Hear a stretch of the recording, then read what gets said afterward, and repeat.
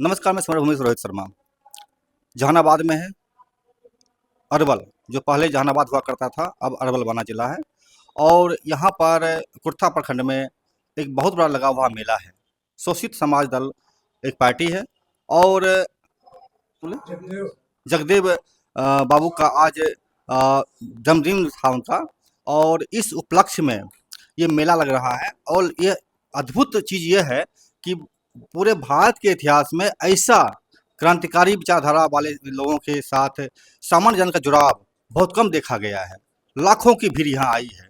मैं बताना चाहूँगा कि इसी समय जब 6-7 लाख करोड़ रुपया लगा करके उत्तर प्रदेश में कुंभ मेला लगाया गया है, अगर हम उसकी तुलना इससे करें तो यहाँ ज़्यादा ही भीड़ है, ज़्यादा ही लोगों का हुजूम है, ज़्यादा ही लोग यहाँ पहुँचे हुए हैं। इनके सामने कुंभ मेला फीका पड़ जा रहा है, कहीं नज़र नहीं आएगा ये आपको। बहरहाल जहानाबाद की धरती क्रांतिकारियों की धरती रही है। और 74 में जब जगदेव बाबू की शहादत होती है, उस दौर में यहाँ 2 धाराएँ चल रही थी, नक्सलवाद का और एक धारा इनका। हम जानेंगे रामचंद्र कटियार जी से, जो इस में आए हुए हैं और इनके विचारक माने जाते हैं, कि किस तरह से इस धरती पर जहाँ नक्सलवाद फला पनपा, उस धरती पर जगदेव बाबू आज मिसाल बनकर कायम हैं।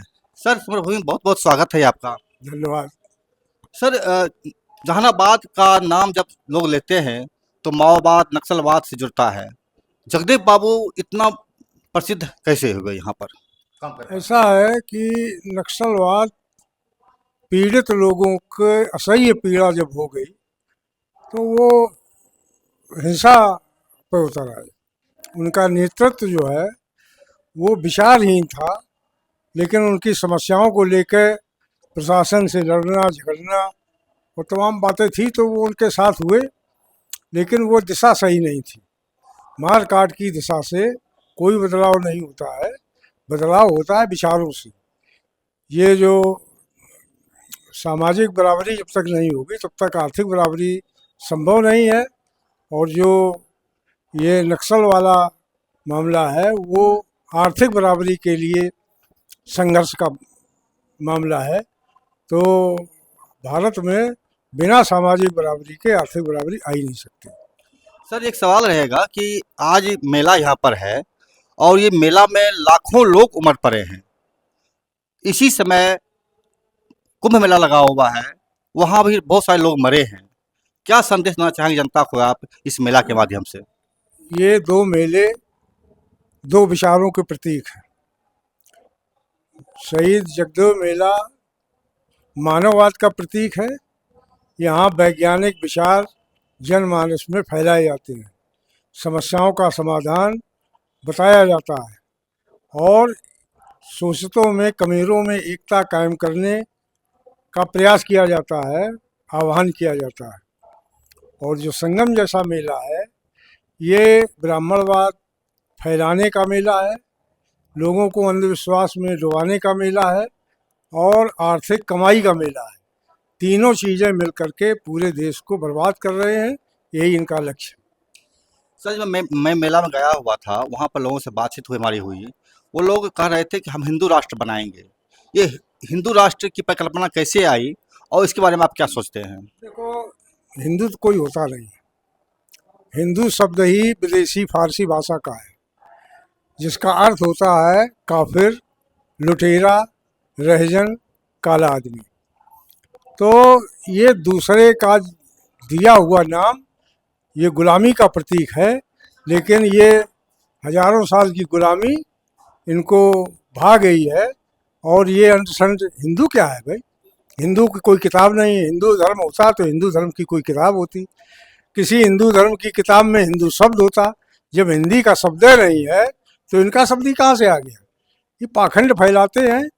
ये धर्म ब्राह्मणवाद को धर्म बता करके उसके लाभ लेते हैं, उससे पैसा कमाते हैं, लोगों को मूर्ख बनाते हैं। सर, आज 2 त्योहार एक साथ चल रहा है। एक बल्कि कहूँ 3 त्योहार चल रहा है। एक मेला चल रहा है, एक सरस्वती पूजा चल रहा है, एक कुंभ मेला चल रहा है। सरस्वती के बारे में कहा जाता है कि इनका क्या योगदान है समाज में शिक्षा के लिए? ऐसा है कि भारत में 3 देवियों की पूजा होती है, लक्ष्मी की, सरस्वती की और दुर्गा की। तो लक्ष्मी पूजते हैं, और सबसे गरीब दुनिया का भारत सबसे गरीब देश है। अगर लक्ष्मी में पूजने से पैसा आता तो पैसा भारत में आना चाहिए था। अमेरिका, जापान और जर्मनी में कैसे धनी हो गए, हम कैसे गरीब हो गए। तो एक तो ये है पोल पट्टी लक्ष्मी की। दूसरा है सरस्वती। सरस्वती ज्ञान का प्रतीक है, और अज्ञानी सबसे ज्यादा भारत में है। ज्ञान जहाँ है वहाँ सरस्वती कभी पूजा नहीं होती है। इसी तरह से दुर्गा की पूजा यहाँ होती है, और सबसे ज्यादा नारियाँ यहाँ मारी जाती हैं, सबसे ज्यादा प्रताड़ित की जाती हैं। तो असल बात ये है कि ये जो प्रतीक हैं ब्राह्मणवाद के, वो मूर्ख बनाने वाले प्रतीक हैं। किसी तरह से जो गरीब जनता है उसको झांसा दे करके पैसा, आज पैसा दो और तुम धनी हो जाओगे। अरे भाई, धनी होने की तुम्हें गारंटी है तो पहले खुद धनी हो जाओ, दूसरे के लिए काहे करते हो उनको। गरीब आदमी बेचारा, उसकी समस्याओं का कोई समाधान हो नहीं रहा है। भाग्यवादी प्रगति है, ब्राह्मणवाद दिमाग में है, लुटता रहता है। इनका धंधा चल रहा है, उनका लुटाई चल रही है। सर, एक सवाल रहेगा, हिंदू धर्म में जितनी भी त्योहारें मनाई जाती है, फेस्टिवल्स, हर फेस्टिवल में लोगों की मृत्यु होती है। चाहे वो छठ का हो, दुर्गा पूजा हो, महाकुंभ में 3,000 लोग मर गए, या फिर आप कश्मीर जाते हैं देवी पूजा करने के लिए, जगन्नाथ देवी का, वहाँ हो, हर जगह हर पूजा में लोगों की मृत्यु होती है। इस पर धीरेन्द्र शास्त्री जैसे एक बाबा का कहना था कि मर गए तो मोक्ष मिल गया। आप क्या सोचते हैं सर? देखो, ऐसा है, ये झूठी तसल्ली दिलाने वाली बात है।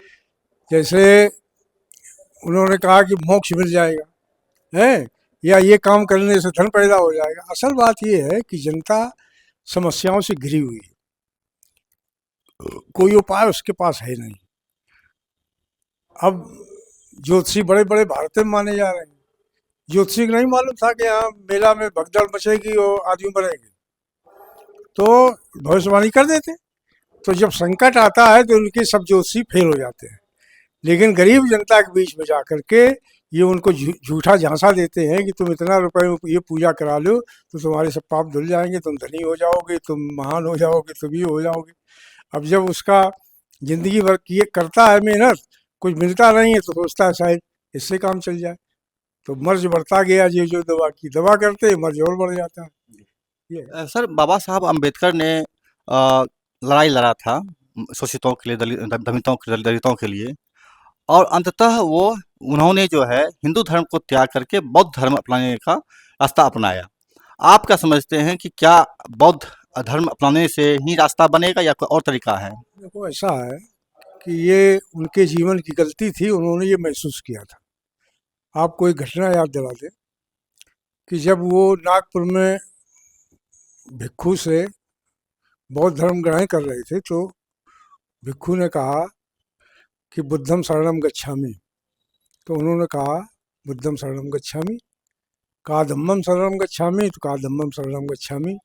जब उन्होंने कहा संगम शरणम गच्छामि तो वो बोले नहीं, संतुष्ट नहीं थे, और उन्होंने 22 प्रतिज्ञाएं करा करके बौद्ध धर्म ग्रहण किया था।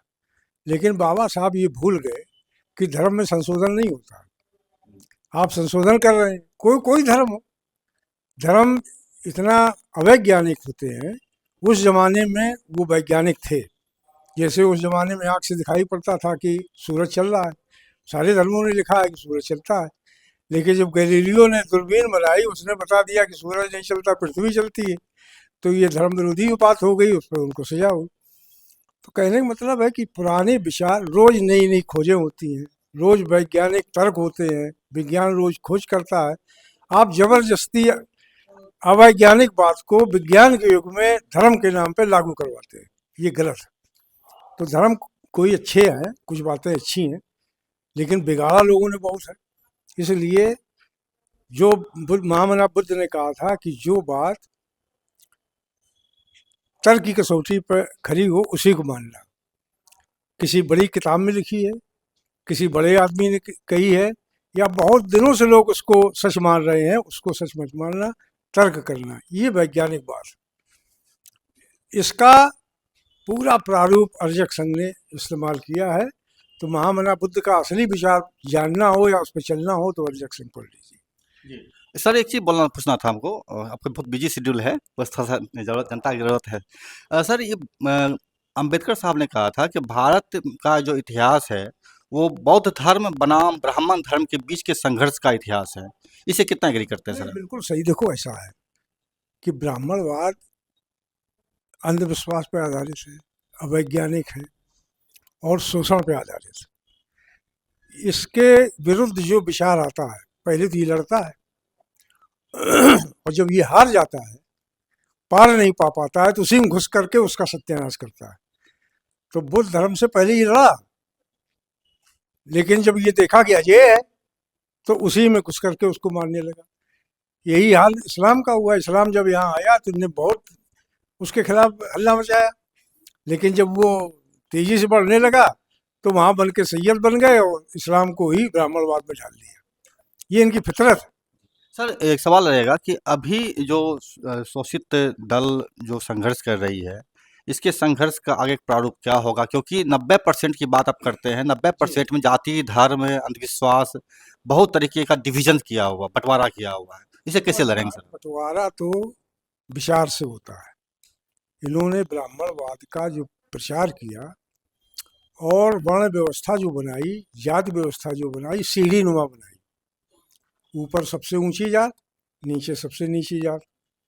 अब ऊपर वाला सबको मारता है, फिर दूसरे नंबर वाला ऊपर के पैर छूता है, नीचे को मारता है। अब इसमें जो ऊपर बैठा हुआ है वो नीचे को मार करके संतुष्ट हो जाता है, इसलिए चल रही है। अगर किसी के नीचे न हो तो वो बगावत करे।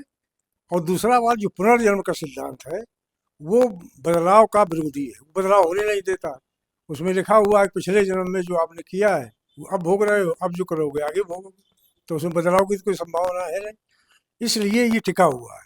जिस दिन सोचतों के बीच में पुनर्जन्म के मिथ्या होने की बात चल जाएगी, बहस पे आ जाएगी पुनर्जन्म, और पुनर्जन्म जिस दिन दिमाग से निकल जाएगा तो पुनर्जन्म जल है ब्राह्मणवाद की, तना भाग्यवाद है। वर्ण व्यवस्था की डालियां हैं, जात पात के पत्ते हैं, ऊंच नीच और भेदभाव के फूल हैं, शोषण इसका फल है। आप किसी पेड़ में पेड़ फल तोड़ लीजिए, पेड़ नहीं बिगड़ता। पत्ती तोड़ लीजिए, फूल तोड़ लीजिए, नहीं बिगड़ता। डालियां काट दीजिए तब भी नहीं, जब तक जड़ नहीं खत्म हो। आज तक हमले तो बहुत हुए ब्राह्मणवाद पर, लेकिन जड़ पर किसी ने नहीं किया। पुनर्जन्म को मिथ्या किसी ने साबित नहीं किया, इसलिए वो चल रहा है। और जिसने साबित किया था बौद्ध धर्म में, महामना बुद्ध ने, ब्राह्मणों ने घुस के उसमें उनको खुदा जो भगवान विरोधी थे उनको भगवान बना दिया, नौवां अवतार विष्णु का, और पुनर्जन्म आत्मा को छेड़ दी। इसलिए वो बुद्ध धर्म का जहाँ जन्म हुआ था वहाँ लापता है, और जहाँ गया जहाँ पुनर्जन्म नहीं था वहाँ पनपा। तो इसलिए ये जो बंटवारा तभी ये बंद होगा जब अरिजक संघ चलेगा। पुनर्जन्म के सिद्धांत की काट जब इनके दिमाग में आ जाएगी तो हीन भावना खत्म हो जाएगी। जज्बात पैदा होगा कि हम भी सबके बराबर हैं, तो हमें भी सब अधिकार मिलने चाहिए। अधिकार की लड़ाई इसलिए कामयाब नहीं हो रही है कि वो पुनर्जन्म को मान रहा है। सर एक चीज़ और बोलना चाहेंगे सर, थोड़ा सा माफ़ी कर चाहते हुए सर, भारत में हजारों साल से लोग दमित हैं, आदिवासी खास करके सर, और आदिवासियों की ज़मीन जंगल को लूटने के लिए सर अडानी जैसी कंपनियां या अन्य कंपनियां लूट रही है, और जो विरोध कर रहे हैं सर उनको गोलियों से मारा जा रहा है, माओवादी कह करके। तो उसमें सर लाखों आदिवासियों की हत्याएं हुई है। जब मैंने कल बात किया था एक पत्रकार से, उनका ये आंकड़ा था। तो क्या करना चाहिए उन लोगों को, आदिवासियों को, और उनके लिए क्या करना चाहिए सर? देखिए, शोषित समाज दल की इंसानी बस्ती बसाओ योजना आप पढ़ लीजिए। वन भूमि के नाम पर जितनी जमीन पड़ी हुई है 9 करोड़ एकड़, आप जो भूमिहीन है, जो या 2 एकड़ से कम जिनकी जमीन है, उनमें इंसानी बस्ती बना करके उनको पेड़ लगाने के लिए सरकार खर्चा दे दे, लगवा दे, और एक छोटा कारखाना उनको दे दे स्वावलंबी होने का, तो वो इंसान बन जाएंगे। और एक कानून ये बना दे कि जिन चीज़ों का उत्पादन छोटे पैमाने से संभव है उसके बड़े उद्योग नहीं लगाए जाएंगे। 20 हॉर्स पावर तक के उद्योग इनके परिवारों को दिए जाएंगे और 20 हॉर्स पावर से ऊपर के कारखानों का समाजीकरण किया जाएगा और विनिमय वितरण सरकार अपने हाथ में लेगी। ये जो उत्पादन सरकार करवाएगी, इसको खरीदने की गारंटी लेगी, सब सुखी हो जाएंगे। सर बस लास्ट सवाल, अब आगे नहीं पूछेंगे सर। 25 में चुनाव होने वाला है बिहार में, शोषित दल का क्या स्टैंड होगा इसमें? स्टैंड अब हम लोगों का उस पर चर्चा चल रही है और निर्णय लेने वाले हैं और हमें ऐसी उम्मीद है कि शोषित समाज दल इस चुनाव में सरकार बनाएगा। बहुत बहुत शुक्रिया सर आपका। ये थे रामचंद्र कटियार जी, इन्होंने अपनी बात को रखा। और आप क्या सोचते हैं इस मामले में, आप अपनी बात को हमारे कमेंट सेक्शन में लिखें। और हमारे चैनल अगर लगे आपको कि बातचीत महत्वपूर्ण है तो आप हमारे चैनल को लाइक कीजिए, सब्सक्राइब कीजिए, शेयर कीजिए और हमें सुझाव भी देने का प्रयास कीजिए। नमस्कार।